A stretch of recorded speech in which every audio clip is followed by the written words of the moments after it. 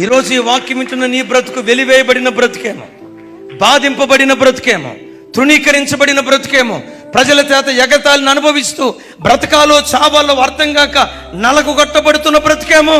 నిన్ను దేవుడు ఎందుకు సమకూర్చాడో తెలుసా? విశ్వసించు. రాగల కాలములో నిన్నే ఒక బలమైన జనంగా దేవుడు మార్చబోతున్నాడు, బలమైన సంతతిగా నిలవబెట్టబోతున్నాడు.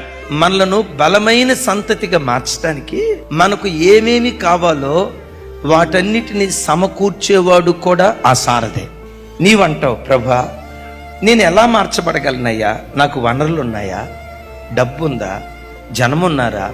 ధనం ఉందా? వస్తువులు ఉన్నాయా? ఎలా నేను మార్చబడతానయ్యా అంటే, విచిత్రం చెప్పమంటారా? నేను బలమైన జనంగా మార్చడానికి నీకు ఏమేమి కావాలో దేవుడే తన మహిమలో సమస్తము సమకూర్చటం ప్రారంభిస్తాడు. చప్పలు కొడుతూ స్తోత్రాలు చెప్తా.